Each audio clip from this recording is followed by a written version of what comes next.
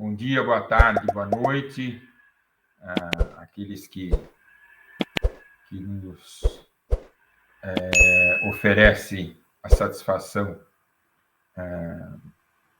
de me ouvir, né?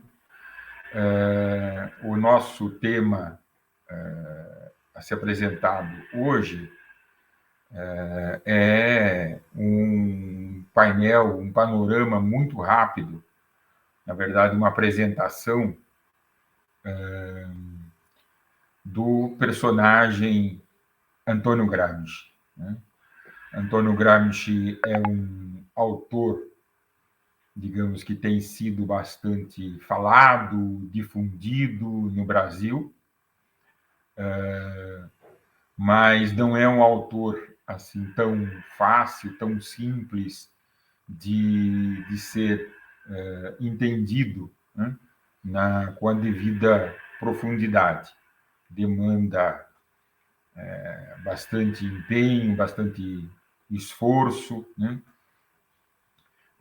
Mas é um desafio que eu diria bastante agradável de ser enfrentado e espero que alguns ou muitos, né, daqui dos nossos ouvintes se embrenhem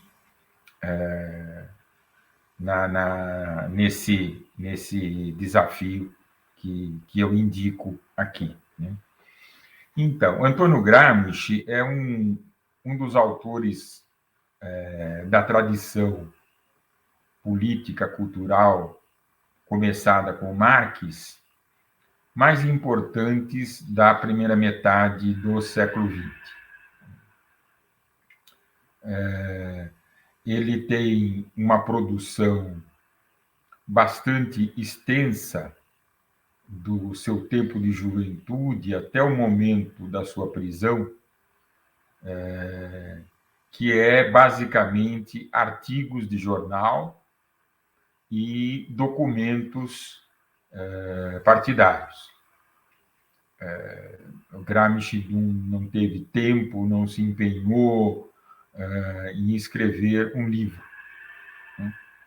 Mas esses textos são cruciais no desenvolvimento do seu pensamento, numa elaboração teórica bastante sofisticada.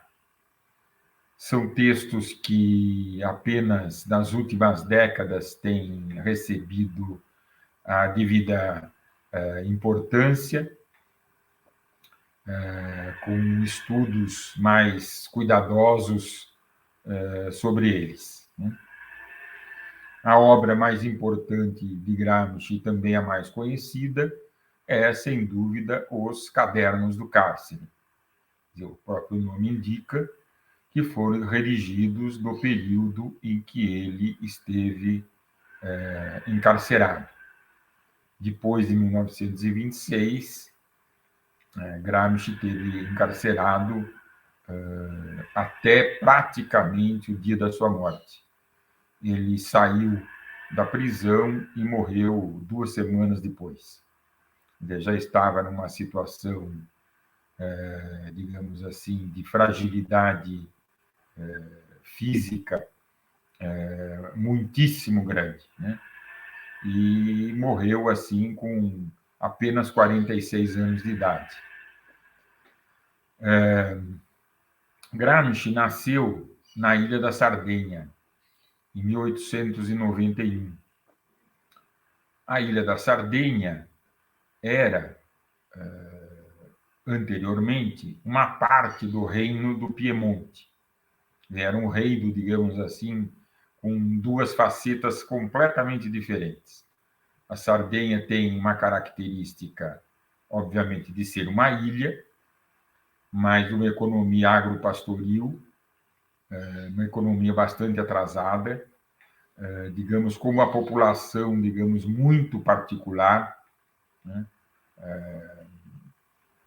Tem uma história muito particular, digamos que é muito diferente daquela da Itália que nós conhecemos, né, em geral.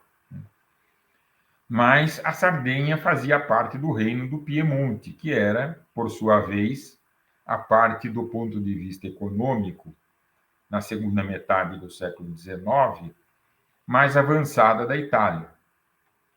Tem Turim, ou Torino, como sua capital, uma região onde a industrialização, ou seja, o desenvolvimento do capitalismo, mais se desenvolveu na Itália naquele período. Foi precisamente esse reino do Piemonte e da Sardenha, que conduziu à unificação da Itália. O reino do Piemonte, na verdade, ele anexou o resto da Itália. O norte foi mais ou menos consensual, não foi consensual de maneira alguma, precisou de conquista militar o reino de Nápoles, que era toda a parte meridional da Itália, e também precisou de conquista militar a cidade de Roma, que era o Estado pontifício, né? O Estado da Igreja. Essa unificação se completou apenas em 1870. Bem, como eu disse, Gramsci nasceu em 1891, já então no Reino da Itália. A formação do Gramsci digamos assim, bastante dificultosa por conta da família ter alguma condição, né, para fazê-lo estudar, digamos, no que nós chamamos hoje aqui no Brasil de escola fundamental, né, que ele fez na cidade de Ghilarza, uma cidade muito pequenininha, né, na Itália. Mas o ensino que nós chamamos de ensino médio na Itália se chama liceu. Ele fez o liceu clássico, né? Ele fez na cidade de Cagliari, que já é a capital. Ali ele passou uma situação de dificuldade econômica muitíssimo grande. Ele vivia com o irmão mais velho, que já era, digamos, simpatizante ou mesmo militante socialista. Então, os primeiros contatos do Gramsci com o movimento socialista, o Partido Socialista, ocorrem já nessa época, ele bastante jovem. Uma característica importante na trajetória do Gramsci, que seria irrelevante se não fosse aquilo que nós veremos pela frente, o problema de uma deficiência física congênita que o Gramsci era portador, né? Ele era portador do mal de Pote. Então, há um desenvolvimento físico, digamos assim, bloqueado, né? Quer dizer, então, ele tinha uma estatura bastante baixa, tinha uma cabeça muito grande, né? E era corcunda, né? E era muito propenso a doenças. Então, era uma pessoa assim, bastante doentia, ele padecia muito com essa situação de saúde congenitamente abalada, né? Isso é importante que nós tenhamos em conta, né? Quando o Gramsci se forma no liceu, com todas as dificuldades, ele ainda conseguiu ser contemplado com uma bolsa de estudos para a Universidade de Turim, né, que era a capital, não era mais a capital da Itália, mas como isso era uma tradição anterior, ainda do Reino do Piemonte, ele ganhou essa bolsa para a Universidade de Turim, para onde ele se transferiu em 1911. Né? E Turim era completamente o oposto da Sardenha. É uma região muito fria, para a saúde dele era uma coisa desastrosa, né? As condições de vida materiais dele, apesar da bolsa, eram muito precárias. Acredito que muitos que estão ouvindo sabem exatamente do que eu estou falando, né? E ele já tinha uma concepção de mundo desenhada. Quer dizer, o Gramsci era, de início, digamos assim, um sardista.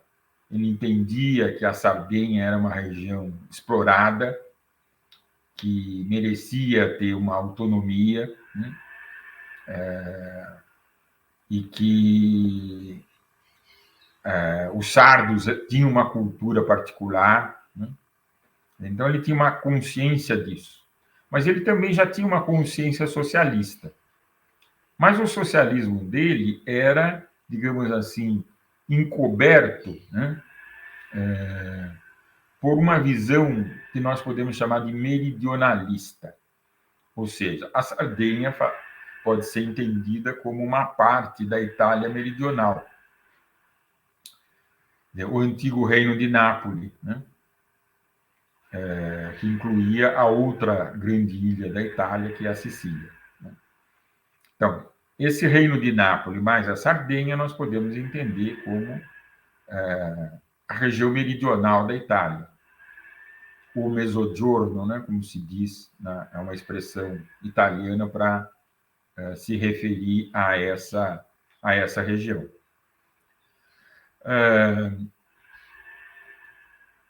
E a inspiração, digamos assim, de visão de mundo do Gramsci era principalmente um filósofo, precisamente napolitano, chamado Benedetto Croce.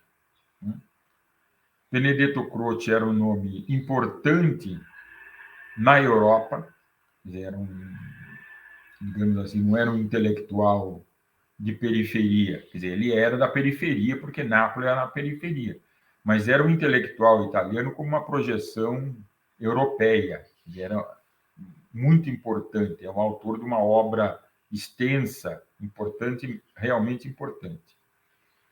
Quer dizer, em poucas palavras, o que era o Croce? O Croce era alguém que criticava o marxismo, ainda que ele não soubesse precisamente o que era o marxismo.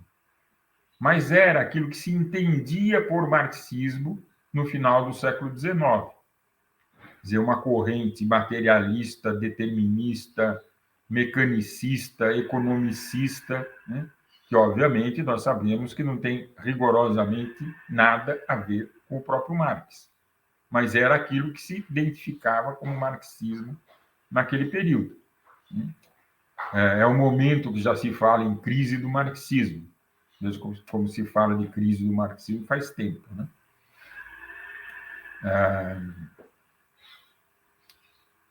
E a perspectiva do Croce para fazer essa crítica era resgatar a dialética hegeliana. Então,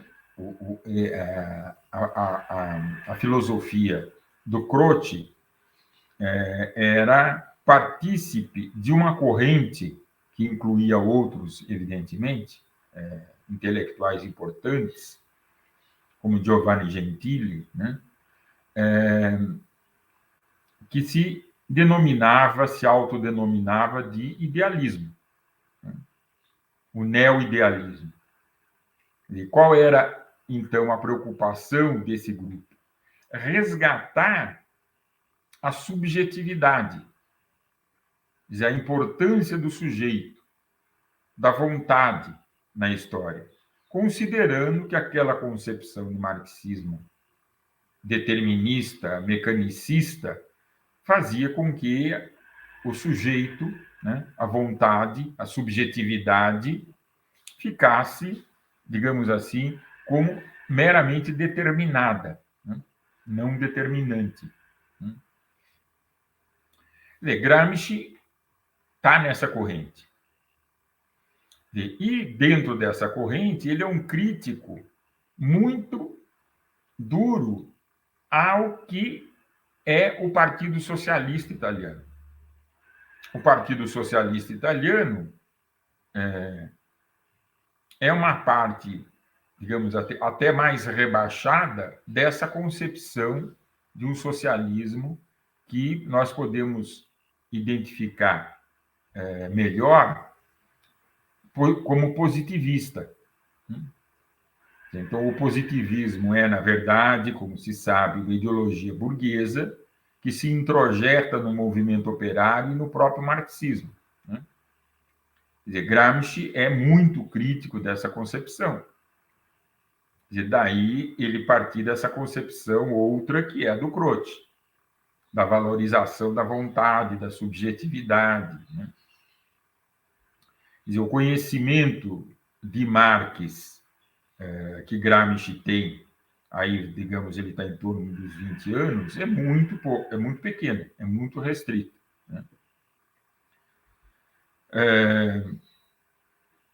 Gramsci, na universidade, o curso dele, ele entra na Faculdade Lettere, nós diríamos Faculdade de Letras, mas algo um pouco mais amplo que isso, né?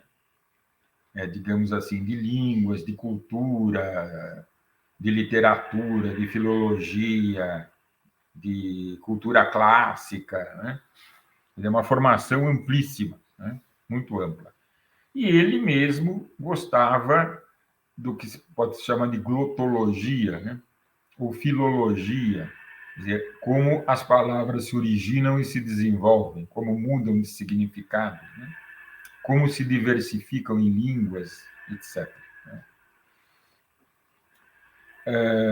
Gramsci se filiou ao Partido Socialista em 1913. Apesar dessas restrições, digamos assim, ideológicas. Mas ele não era o único, né? Havia outros dentro dessa diversidade ideológica que, no fim, era o Partido Socialista. Um grande acontecimento, um acontecimento da maior importância, foi a eclosão da Primeira Guerra Mundial, em 1914. O Partido Socialista Italiano, ele foi contra a guerra, né? Ele não era a favor da Itália entrar na guerra ou de lutar pela burguesia italiana, como fizeram praticamente todos os outros partidos socialistas, tendo sido o caso mais grave o Partido Social Democrata Alemão ou o Partido Socialista Francês. Foram os casos, digamos assim, mais graves, né? Logo denunciado por Lenin, né? E Rosa Luxemburgo. E a posição do Gramsci, nesse momento, ele contribuía um jornal chamado Il Grido del Popolo, o Grito do Povo, que era dirigido, pasmem, pelo socialista Benito Mussolini.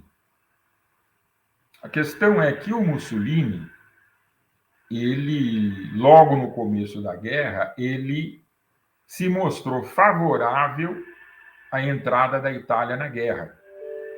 E, portanto, que os socialistas apoiassem, né, esse tipo de postura, né? Ele foi logo expulso do partido por isso, né?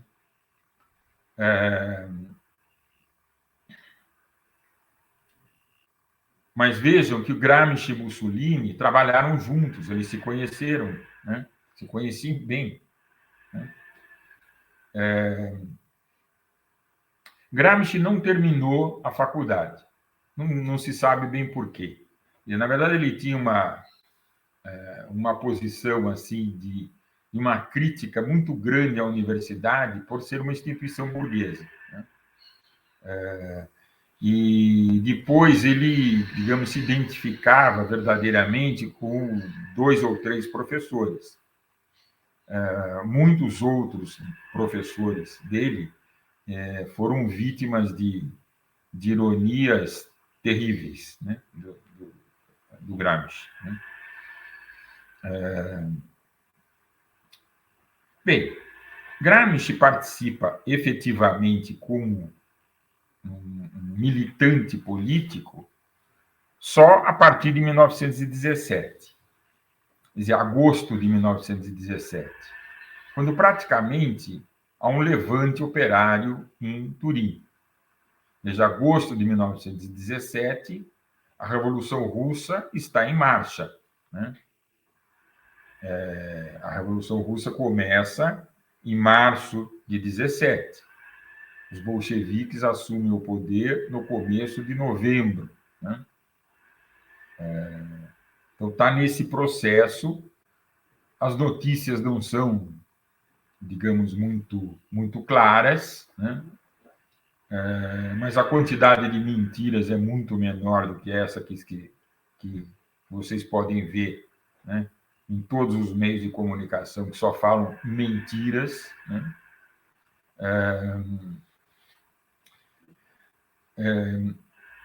Então, Gramsci está vinculado ao movimento operário, né? Já oferece a sua simpatia ao que acontece na Rússia, né? E a guerra termina em 1918, né? Fim de 18, como todos sabem. 1919 é um ano muito importante. Quer dizer, na Rússia já graça a guerra civil, quer dizer, que na verdade é uma invasão imperialista. De vários países, é como se a União Europeia de hoje inteira tivesse invadido a Rússia. Né?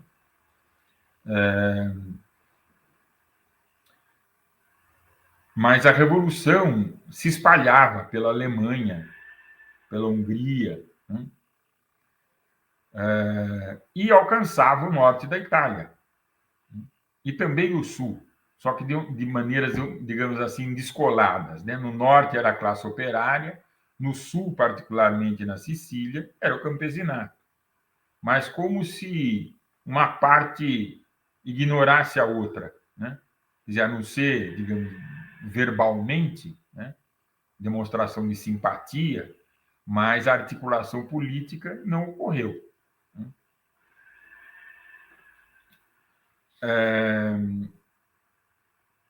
Então, o que faz o Gramsci nesse 1919? Ele, evidentemente, pela condição física, não foi para a guerra.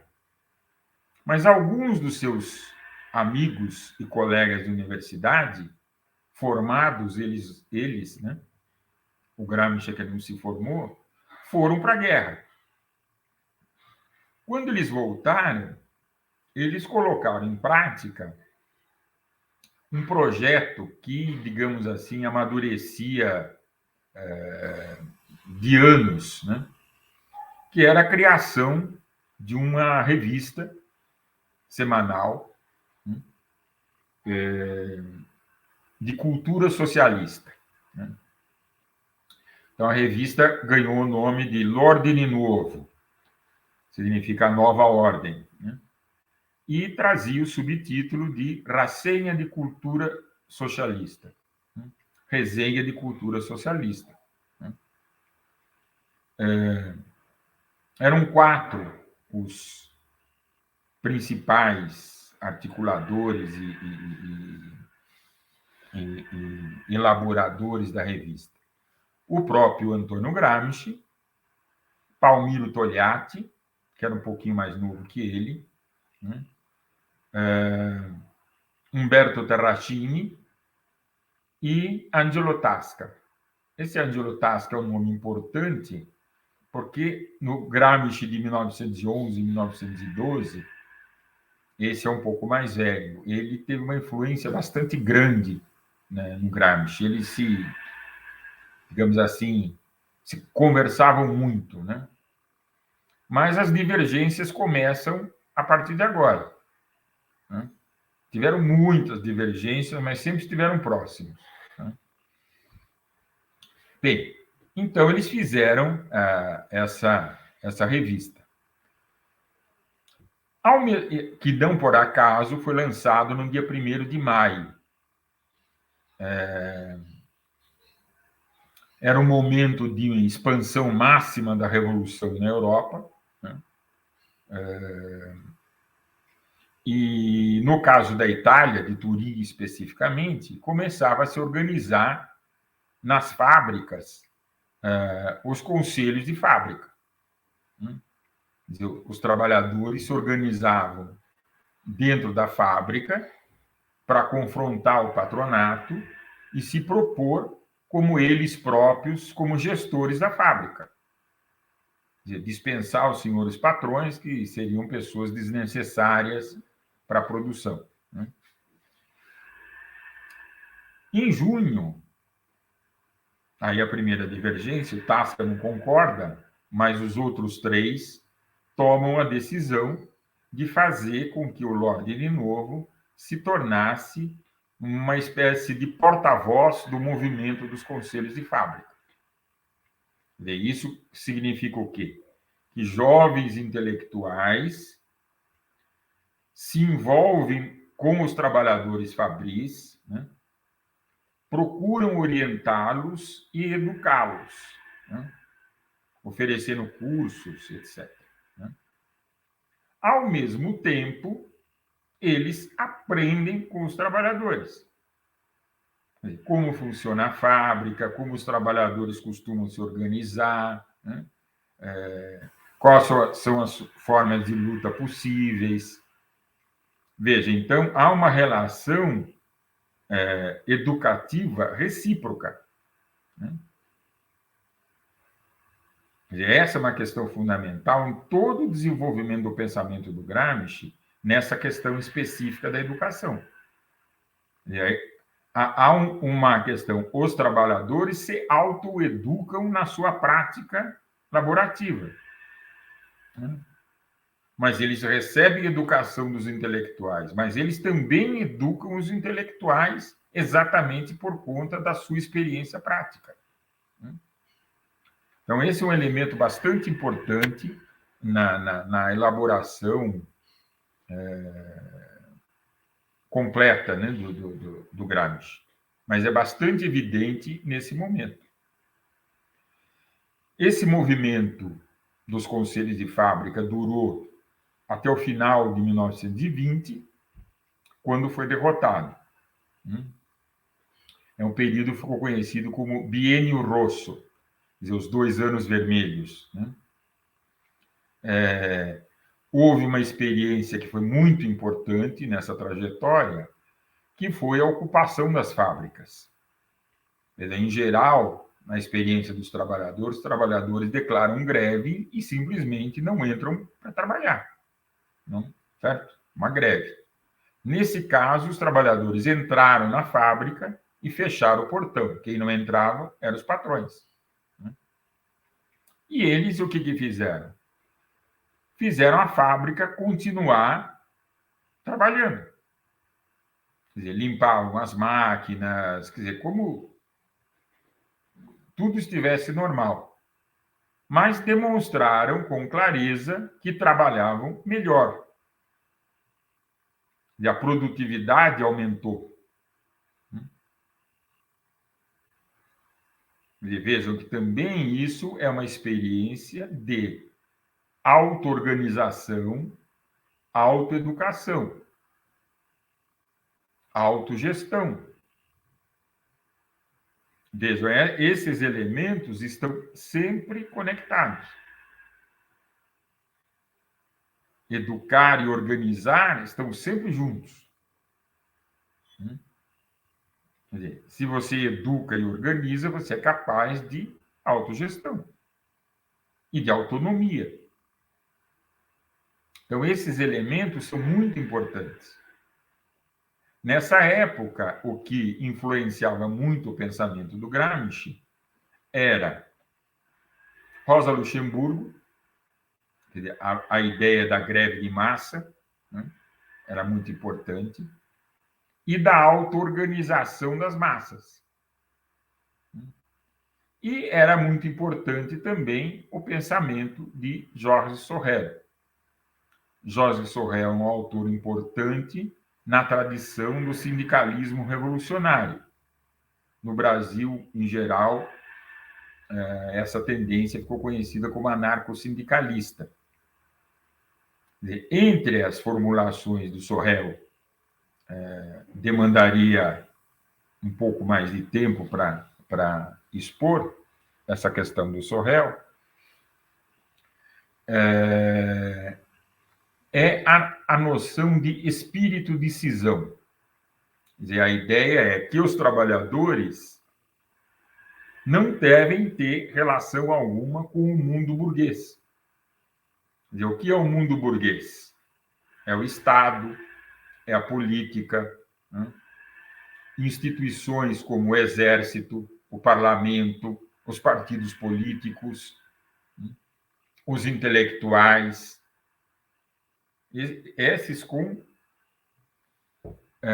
compõem o mundo da burguesia. Os trabalhadores, o que têm que fazer? Se organizar por fora disso. Claro, a ideia dele é que deveriam se organizar nos sindicatos. E os sindicatos seriam uma escola, né, de formação.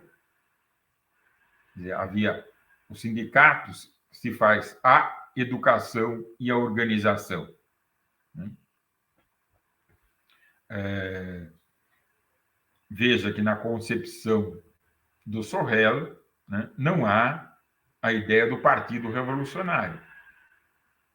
Isso é evidente que o Gramsci não incorporou, mas nesse momento que estamos falando agora, de 19 e 20, a importância que ele dava ao partido era muito relativa, porque, de fato, o partido não estava participando do movimento. Né? E quando o movimento foi derrotado no final de 1920, quando se procurou, digamos assim, como toda derrota exige a resposta do porquê, né? Porquê da derrota. Né? A ideia foi essa. O partido foi contra, assim como o sindicato foi contra. A Central Sindical e o Partido Socialista negociaram com o patronato e deixaram que o movimento dos conselhos de fábrica fosse neutralizado e reprimido.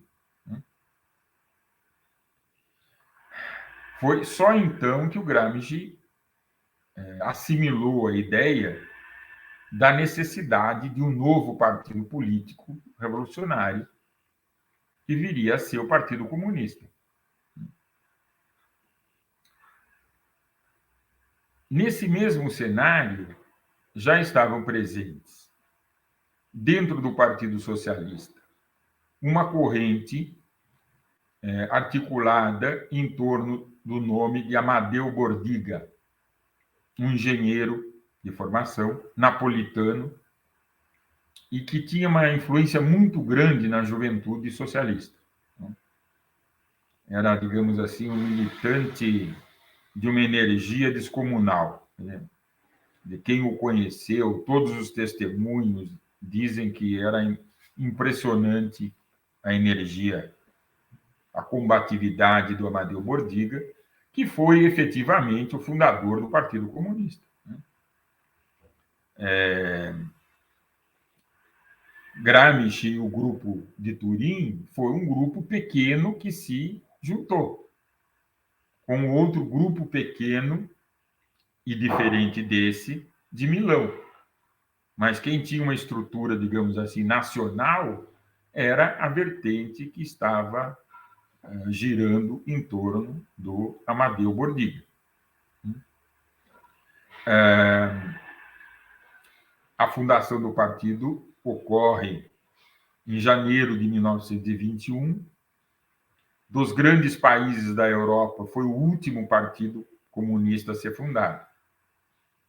Mas o que retardou essa fundação do partido? O fato do Partido Socialista Italiano ser muito particular. eu já disse antes que o Partido Socialista foi contra a guerra, defendeu a neutralidade da Itália. Esse foi um caso muito particular. Quando a Internacional Comunista foi fundada em março de 1919, o Partido Socialista Italiano aderiu. Mas o curioso é que o Partido Socialista Italiano, na prática, ele dizia o seguinte: a Revolução Russa é maravilhosa na Rússia.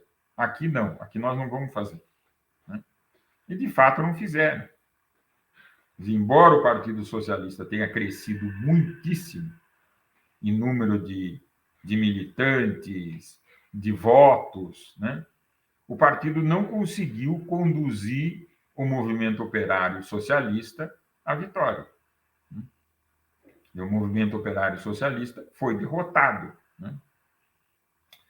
Em geral, não só os conselhos de fábrica. Como uma saída, uma tentativa, pelo menos, de saída para a situação de derrota, apareceu a fundação do Partido Comunista, mas de uma divisão do Partido Socialista.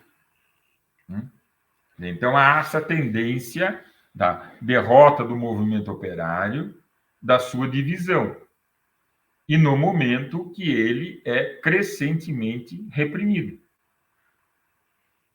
pelo Estado, mas também por um movimento fundado pelo Benito Mussolini em 1919, mais ou menos ao mesmo tempo que se articulava o grupo do Lorde de Novo do Gramsci.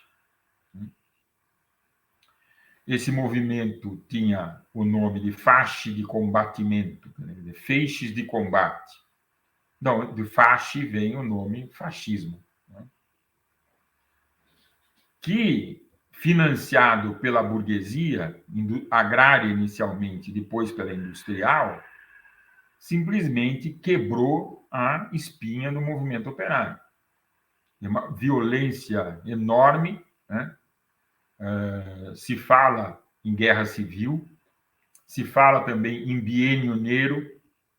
Nós tivemos o biênio rosso, né? Agora o biênio negro, os 2 anos negros do fascismo, né?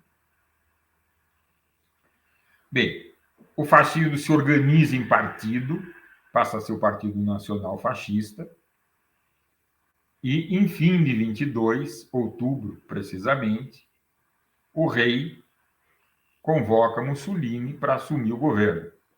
Era o começo do vintênio fascista, dos 20 anos da ditadura fascista, né? Não foi um pouquinho mais de vintênio, mas enfim, né? Das 2 décadas da ditadura fascista, que passou por diversas fases, por diversos momentos, né?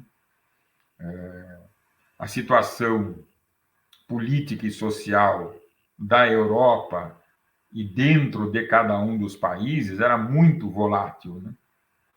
Os conflitos eram muito agudos, muito violentos, né? Quer dizer, pode-se dizer que o intervalo entre a Primeira e a Segunda Guerra Mundial, na verdade, é uma continuidade da guerra. A guerra não parou, ela continuou por dentro dos países de outra forma, né? E o fascismo surgiu como uma solução para a burguesia, para conter o ímpeto da Revolução Socialista que havia se iniciado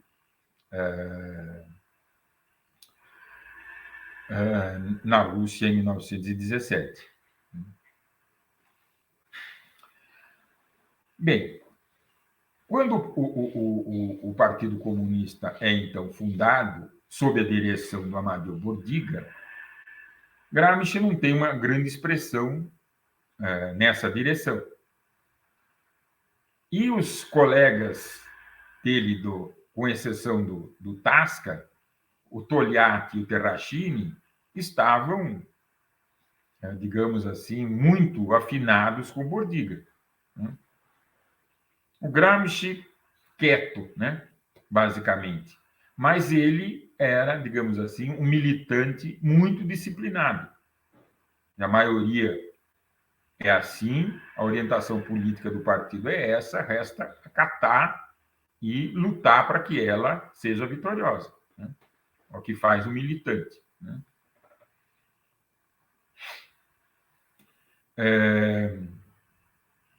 Tá bem.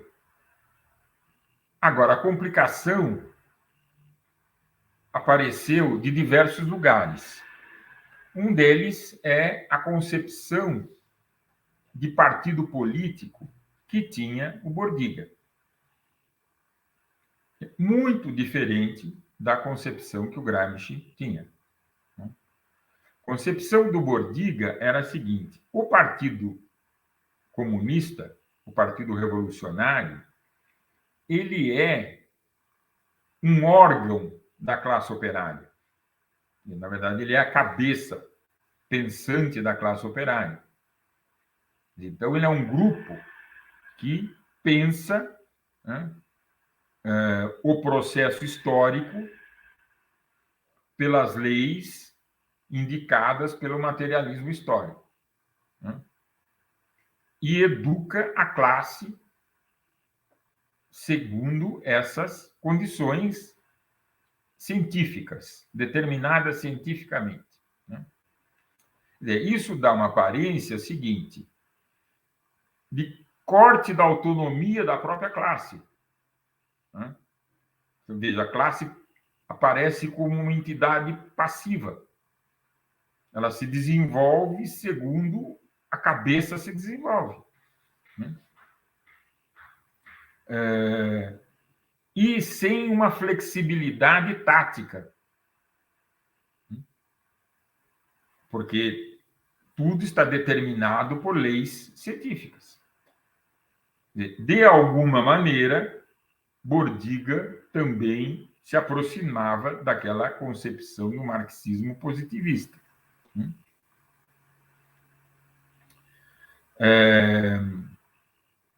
Esse era um problema.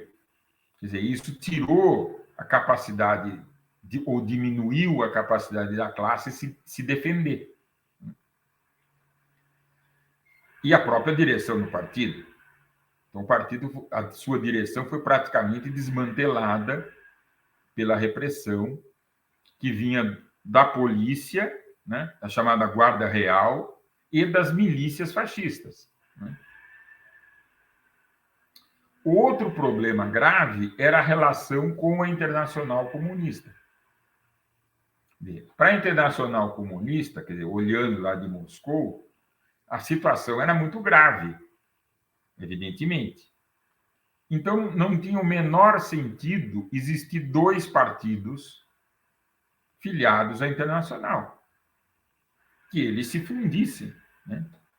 Era o raciocínio lógico, né? Embora estivesse equivocado, né? Agora, Bordiga não queria nem ao menos ouvir falar disso. Gramsci também não, só que ele era muito mais discreto, né? Porque ele pensava é o seguinte: na situação complicada que nós estamos, é fundamental ter um vínculo com a internacional. Quer dizer, ter uma sustentação internacional é muito importante, né? O movimento operário internacional, a Internacional Comunista, nós somos uma parte desse processo revolucionário que é internacional. Então, essa questão era muito importante para o Gramsci. Agora, ele, precisamente, foi enviado a Moscou. Era uma tradição, foi uma tradição na Itália muito interessante. Quem era minoria, evidente que tinha que trabalhar, né? Não é como determinados agrupamentos políticos, a minoria você joga para escanteio, né? Não é assim. A minoria tem que trabalhar pelas posições que foram determinadas coletivamente, né? E que a maioria indicou uma determinada linha, uma determinada orientação. Mas veja, a maioria sempre tem a aprender da minoria. Assim como a minoria tem que aprender com a maioria.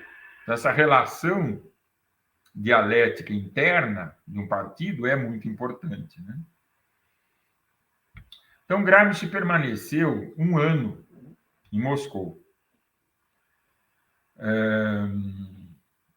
Ali ele se casou com Julia Schutt, que era uma moça que ela era música, né, de formação, né, de uma família que tinha alguma proximidade com Lenin. O pai da Júlia tinha estudado com Lenin, né, e era uma família que viveu na Alemanha muitos anos e voltaram por conta da Revolução, né? Então, eram muito envolvidos no processo revolucionário todo. O Gramsci acabou tendo um filho na União Soviética, né, chamado Délio. Eu estou contando essas coisas porque isso tem importância posterior, né? Em princípio, seria absolutamente irrelevante, né? Em geral, a vida pessoal dos grandes autores, você pode até falar, bom, uma biografia interessante, é importante, mas não é que seja, né? Poucas vezes é determinante, né? Bom, e o Gramsci conseguiu, na União Soviética, digamos, 2 vitórias. Uma, ele falou, somos a favor da fusão, desde que os socialistas entrem no PCI 1 a 1. Foi mais ou menos a condição do Lenin quando o Trotsky pediu para ingressar no Partido Bolchevique em julho de 17. Você pode pegar o seu grupinho, cada um pede a inscrição no partido e está tudo certo, né? Essa ideia de entrar em grupo, de falar de fusão, isso não tem o menor sentido, né? E o Gramsci também apoiou a ideia de que a política da Internacional e, portanto, dos partidos comunistas deveria ser a política de frente única. Quer dizer, isso tinha um correlativo na União Soviética, que era a política que ficou chamada da NEP, que é uma espécie de desenvolvimento do capitalismo conduzido pelo Partido Operário. Na Europa, principalmente, mas isso valia para a internacional toda, a ideia era de lutar para unificar a classe operária para resistir ao contra-ataque do capital, considerando que a revolução havia sido derrotada. É preciso unir a classe para resistir, né? E os conteúdos dessa discussão de o que significava frente única ou não significava frente única foi um debate permanente, porque tinha suas particularidades nacionais, né? No caso da Itália, o Gramsci, assim como Bordiga, não queriam nem ouvir falar de aliança com o Partido Socialista. A política deles era de destruir o Partido Socialista, desorganizar o Partido Socialista e atrair a sua base. Há um livro meu chamado Os Prismas de Gramsci que eu conto esse processo todo com algum detalhe, né?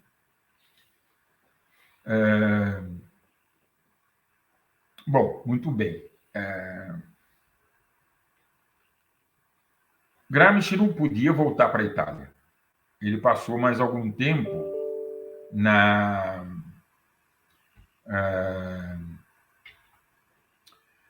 em Viena.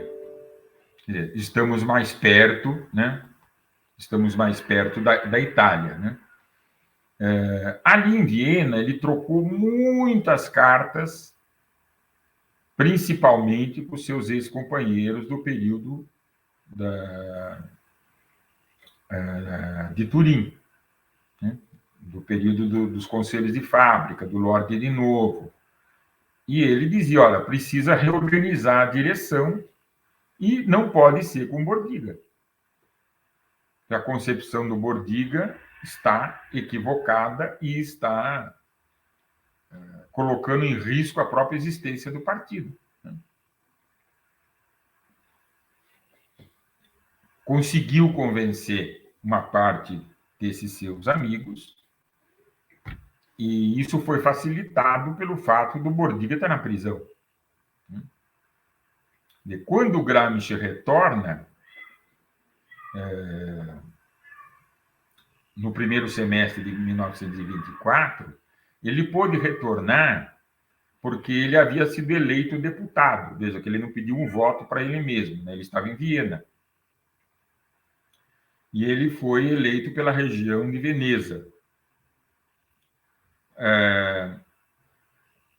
Mas ele volta já como principal dirigente do partido. Eleito deputado, principal dirigente do partido. O que é confirmado um mês depois. Agora, Gramsci tem uma outra concepção. A concepção do Gramsci de partido é a seguinte: o partido é uma parte da classe.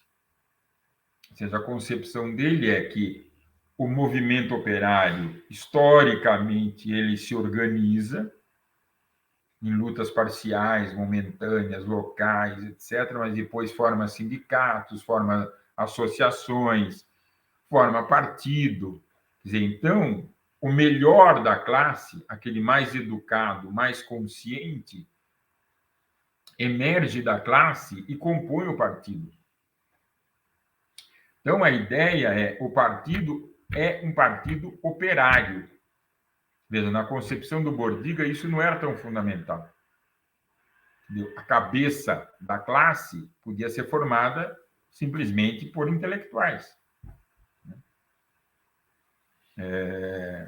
Que não eram intelectuais formados pela própria classe.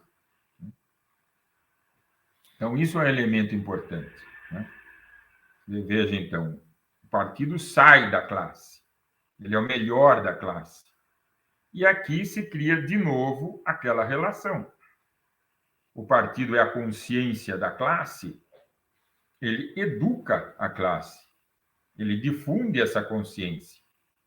Na medida que ele difunde essa consciência entre a classe, ele, como partido, cresce.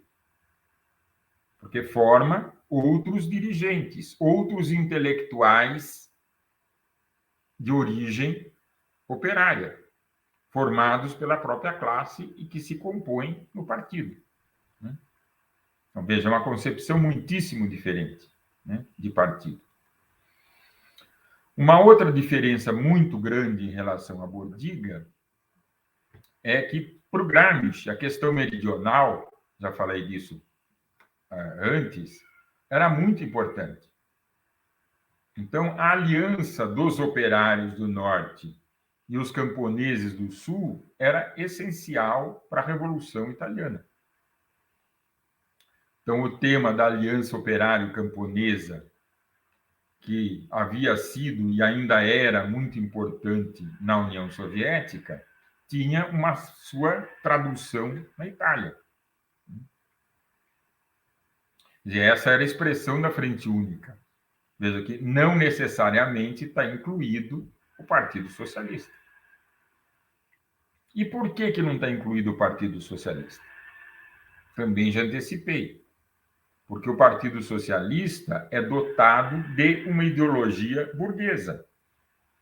Uma ideologia burguesa que, ao fim, alimenta preconceitos em relação à população meridional, aos camponeses do Sul.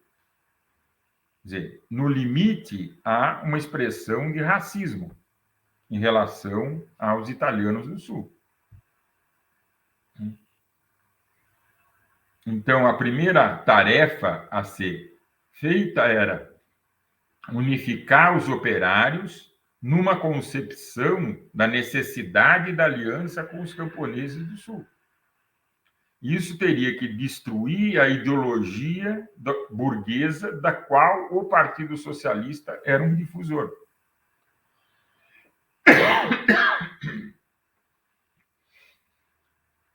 O positivismo, o que se chamava ali de sociologia positivista, esses intelectuais eram ligados ao Partido Socialista. Um muito conhecido no Brasil, Lombroso, né? E vocês devem lembrar que era aquela concepção de que o sujeito nascia criminoso ou se desenvolvia como criminoso, e isso poderia ser comprovado pelo formato da cabeça, né? Quer dizer, pelas medidas da cabeça. Um absurdo completo, né? Mas isso é uma decorrência claramente racista, né? Você pode acusar alguém de criminoso, né, pela forma da cabeça. Quer dizer, hoje nós sabemos que isso não tem o menor sentido, né? Mas isso foi muito difundido nos Estados Unidos, no Brasil, né, nesse período principalmente do entreguerras, né?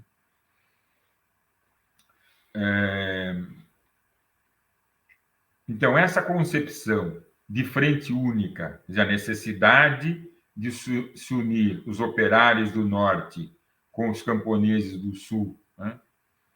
E de atrair uma fração dos intelectuais pequeno-burgueses para o lado do movimento operário, era a estratégia que o Gramsci alimentava para a Revolução Socialista na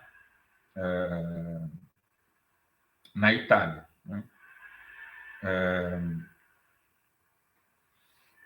Isso ele defendeu nesse período curto, né? 24, 25, 26, esses menos de 3 anos em que ele foi o principal dirigente do Partido Comunista, né? Claro, em torno dele agora estavam, de novo, Togliatti, Terracini, e mesmo militantes importantes que antes eram muito próximos de Bordiga, como Rogério Grieco, né? O próprio Bordiga, digamos assim, era um indivíduo que nós poderíamos chamar de principista. Ele não movia um dedo, né, das convicções que ele tinha, né? De isso lhe custou um isolamento crescente. Quando nós chegamos em 1926, digamos assim, a tendência do Bordiga no partido está praticamente muito reduzida, muito, né? Quer dizer, Gramsci teve a capacidade de atrair a base do partido, que era toda bordiguista, para o seu lado, em um período relativamente curto, né?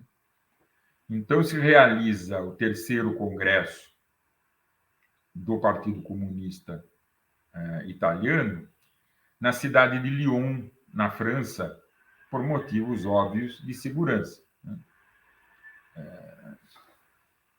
A ditadura fascista ia se consolidando, né, aos poucos, né, ganhando poder aos poucos, isolando a oposição, ou na base digamos, da política, da discussão ideológica, ou, mais frequentemente, da pancada, né?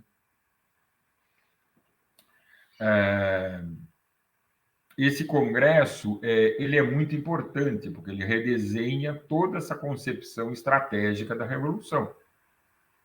Quer dizer, a ideia era que a Itália havia se formado como um capitalismo no norte, né, que anexa as regiões agrárias do sul, né, como se fosse uma ação colonial.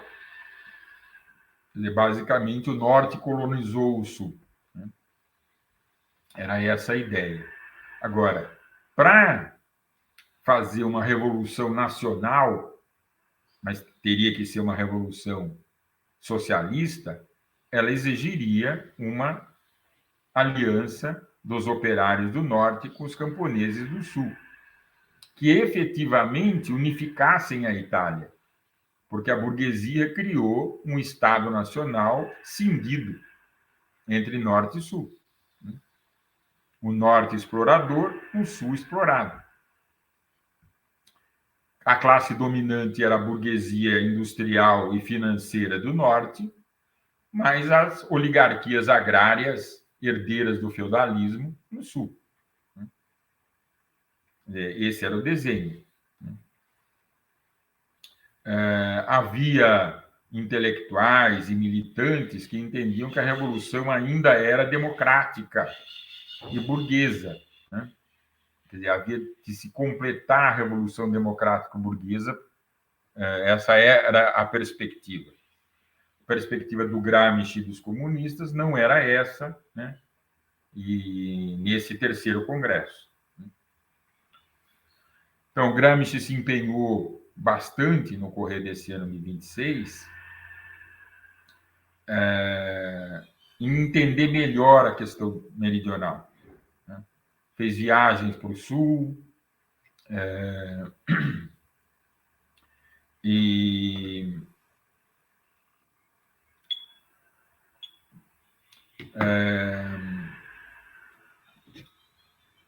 tentou elaborar um ensaio que fizesse um levantamento da compreensão que os outros partidos políticos tinham em relação a essa questão meridional. Esse estudo ficou conhecido como alguns temas da questão meridional. Não é o nome original, mas se vocês procurarem em livro, é esse o nome que vocês vão encontrar.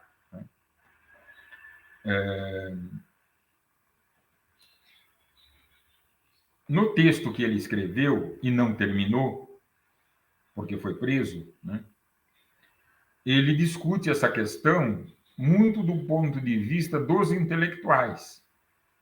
Quer dizer, ele que era um admirador do Croce, ali em torno de 1911, 1912, agora ele entende que o Croce é o principal inimigo do movimento revolucionário. Precisamente por ele ser um grande intelectual cosmopolita, ele pensa a Europa. Ele não tem um chão nacional. Né? Ele não pensa o povo italiano. Ele está nas estrelas. Mas, com isso, ele contribui para preservar o domínio de classe das oligarquias agrárias do Sul, assim como da burguesia do Norte. Então, ele começa uma crítica muito dura ao Croce, né? E entende que no Sul os intelectuais que se formam são filhos da pequena burguesia. Mas o que é a pequena burguesia no sul da Itália? São pessoas, né, famílias, que têm uma pequena ou média propriedade de terra. Porém, não usam, não trabalham na terra e nem moram lá. Moram na cidade. Então, o que eles fazem? Arrendam a terra. Né? E os seus filhos, eles não querem, evidentemente, saber de trabalho na terra. Né? Então, o que eles fazem com os filhos? Formam como intelectuais. Pode ser um militar, pode ser um padre, que é uma ótima carreira. Né? Normalmente, o padre é o mais novo, né? O mais velho é o militar. Né? Mas você pode fazer também o médico. Né? As moças poderiam ser professoras. Né? Então, essa pequena burguesia intelectual, ela tem, segundo Gramsci, uma posição que consolida aquela estrutura social absolutamente iníqua. porque a massa camponesa vive numa miséria tremenda e ela não consegue se organizar, ela não consegue criar os seus próprios intelectuais, né? Diz o Gramsci. Quer dizer, o que faz o campesinato? Há momentos de explosões de ódio. Quer dizer, o assassinato, né, individual, né, o banditismo rural.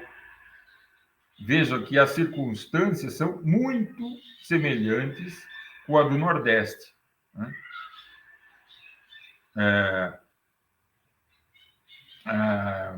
Movimentos religiosos messiânicos.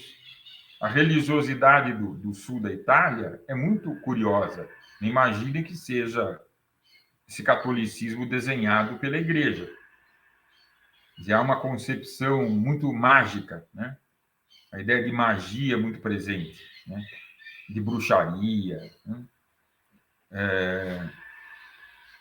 Então, veja que é uma massa muito submetida. E o que fazer, então? Né? O que acontece? Essa pequena burguesia intelectual, ela, obviamente, gera pessoas indignadas com essa situação.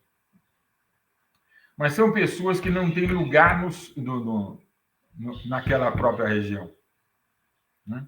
Porque é uma região que não tem circulação cultural. Faltam editoras, não lugares para difundir jornal, revistas, né? Quer dizer, essas coisas de difusão da cultura não existem. Quer dizer, reina é a ignorância e o predomínio dos padres, né? Que, por sinal, quer dizer, são padres corruptos, né? Bebem, têm mulheres abertamente, né? Se você confessar com um padre daquele, você está perdido, né? Porque depois ele vai te chantagear, né? Então, eram coisas horrorosas, né? Então, há intelectuais que, não conseguindo sobreviver nesse ambiente, migram para o norte. E ali fundam revistas, participam de organizações e entendem que a Revolução Italiana é uma revolução que deve começar no sul, uma revolução meridional. Então, o que o Gramsci faz? É muito importante a aliança com esses intelectuais. Veja, então ele pensava mais nos grupos intelectuais do que na aliança de partidos. Isso essa questão dos intelectuais é muito importante no Gramsci dos cadernos.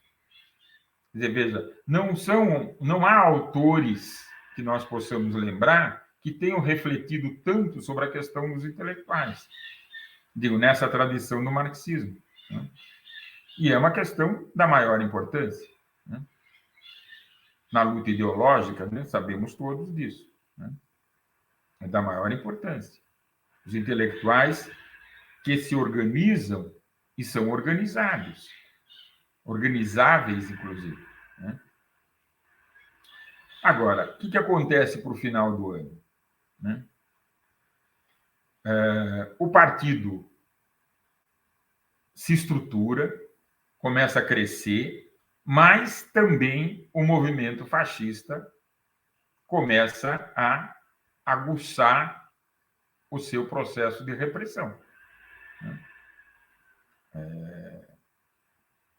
Então, no começo de novembro, né, há um golpe de Estado. Um golpe dentro do golpe, vamos dizer, né? E se estabelece de vez a ditadura fascista, quer dizer, se consolida ali. Quer dizer, a grande tragédia disso tudo é que Gramsci se recusava a sair da Itália. A situação era perigosíssima e ele não queria sair da Itália, né? Foi sempre deixando, não, o último momento, o último momento. Do momento que ele falou, bom, agora eu vou sair, tarde demais, né? Veja o que acontece. Gramsci era deputado, havia imunidade parlamentar, né? Ele acreditou nisso, né? Grande erro, grande falha, né? Na virada do mês, de outubro para novembro, houve, na verdade, né, uma reunião da direção do Partido Comunista com um dirigente da Internacional Comunista que veio para a Itália para explicar as divergências e as disputas que vinham ocorrendo no Partido da União Soviética. Quer dizer, era, na verdade, aquela contenda que havia, de um lado, Stalin e Bukharin, e, do outro lado, Trotsky, Zinoviev e Kamenev, né? Que Bukharin e Stalin tinham amplíssima maioria do partido, né? Naquele mesmo mês de outubro, Gramsci chegou a escrever uma carta para a direção do Partido Russo, né, dizendo o seguinte: olha, em termos gerais, a política do partido é correta.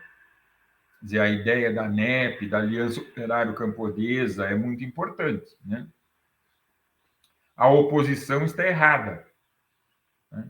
Porque ela tem uma posição economicista e corporativista, que era a posição do Trotsky, do Zinoviev e do Kamenev. Corporativista em que senso? Que eles defendiam que os operários teriam que ter melhores condições de vida, né? E isso teria que quem pagar a conta seriam os camponeses, né? Quer dizer, se entender, não é um Estado operário, não é um partido operário, por que tantas concessões aos camponeses? E o Gramsci defende que uma classe que quer construir o novo mundo, emancipar a humanidade, ela tem que fazer concessões. Ela não é uma nova classe dominante, né? A posição dele, do Gramsci, se aproximava muito da do Bukharin, né, nessa ocasião, né, que era o verdadeiro formulador teórico da NEP, né? Bom, mas, enfim, aquela disputa criou muitas dúvidas, né? E veio esse suíço chamado Júlio Humbert Ross, né, para explicar a situação. Gramsci pegou o trem e estava a caminho. No andar do caminho, Mussolini estava na cidade de Bolonha fazendo um comício, quando houve um atentado contra a vida dele. Provavelmente, esse atentado foi forjado, né? Se ouviu barulho de tiro, provavelmente não era um tiro nada, né? E a milícia imediatamente linchou um rapaz lá de 15, 16 anos, né, que foi acusado, obviamente, não é ele que fez. Bem, quando o Gramsci chegou em Milão, quer dizer, que era parte do caminho, né, para ele ir para Gênova e depois para o lugarejo escondido que era a reunião, ele teve que voltar. E quando ele voltou, ele ficou praticamente uma semana na pensão onde ele morava, né, até a noite que a polícia chegou e o prendeu, né? De início, ele imaginou que a prisão seria curta, porque era assim as prisões, né? Por exemplo, o Bordiga, quando foi preso, ele ficou 3 meses preso sem nenhum processo. Um belo dia soltaram. Quer dizer, imaginou que fosse assim de novo, mas não foi, né? Porque foi desencadeada uma repressão tremenda na Itália, né? Milhares e milhares de pessoas foram presas, né? E é criado um tribunal de defesa do Estado, né? Quer dizer, foram milhares e milhares de pessoas processadas, né, com penas bastante altas, né? Como eu estou falando há bastante tempo, o que eu sugiro é interromper aqui e, numa outra ocasião, que não será daqui muito tempo, eu continuo nessa exposição, digamos que é basicamente uma apresentação do Gramsci, né? Então, termino dizendo que ele foi preso nesse final de 1926 e só saiu da prisão em abril de 1937. Aqui já é toda uma outra trajetória, cujo elemento principal é a elaboração dos cadernos do cárcere, né? Então, eu me proponho a um novo encontro para daqui a alguns dias, né, para que possa dar continuidade a essa conversa que iniciamos agora. Então, eu agradeço ao nosso grande camarada Fred pelo convite, né, e me disponho a um novo encontro em breve.